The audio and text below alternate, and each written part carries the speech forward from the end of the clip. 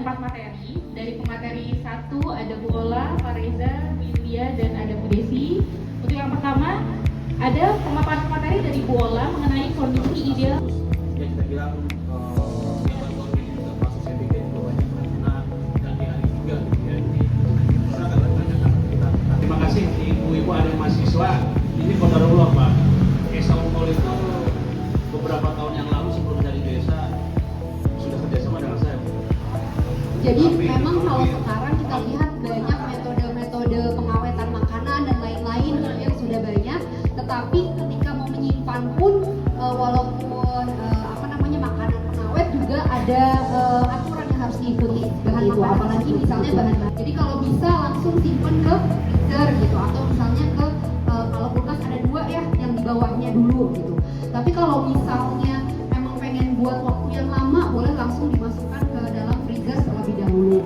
Jadi kalau misalnya beli kita masukin freezer nanti bisa lama tuh ya ibu-ibu, bisa sampai berbulan-bulan gitu. Karena kalau misalnya udah pertahanan tubuhnya itu kurang baik ataupun masih relatif dini gitu ya, berbeda sama orang dewasa.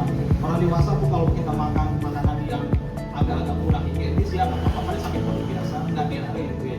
Tapi kalau balita tidak, karena balita sistem berkembang sebelum menjadi lebih baik itu dia termasuk satu golongan yang kebiasaan yang paling sebenarnya kita anggap sepele sebenarnya, tidak cuci tangan. Tangan dia kalau orang dewasa sama itu nggak sakit diare, ya benar karena imunnya itu berbeda.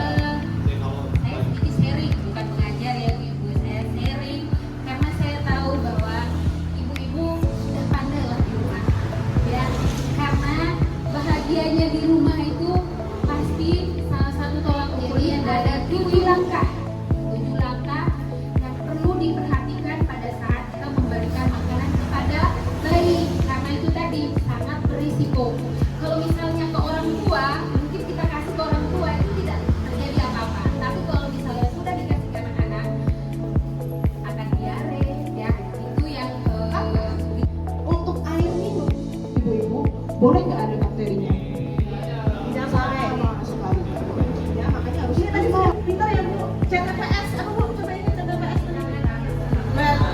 cuci tangan pakai sabun. Ada berapa langkah? 6 ya, dan jangan lupa ibu-ibu mungkin nanti coba dicek tuh di daerahnya, di wilayahnya apakah nyemur basahi dulu dengan air, beri sabun baru mulai, gosok 2 telapak tangan, gosok punggung tangan kiri, gosok tangan, gosok punggung tangan kiri, gosok punggung tangan kanan, bukan orang dan pelajari. Bolehkah kalau memasak mie pakai olah setengah matang? Santan. Banyak kejadian karena saya ya santan sudah diolah. Iya, jadi nggak direbus di kompor gitu. Iya. waktu itu berbeda dari kandungan gizi gitu ya. Masukin udah mateng, masukin freezer, makan seminggu 2 minggu lagi nggak apa-apa, atau sebulan lagi gitu. Cuman ya itu jangan lebih dari 6 bulan karena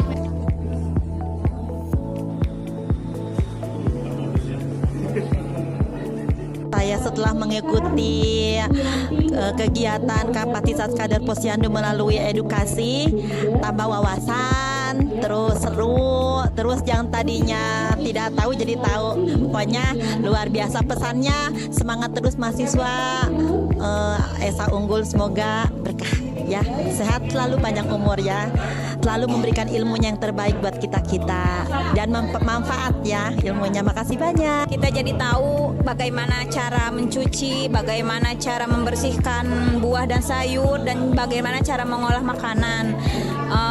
Bagus sekali.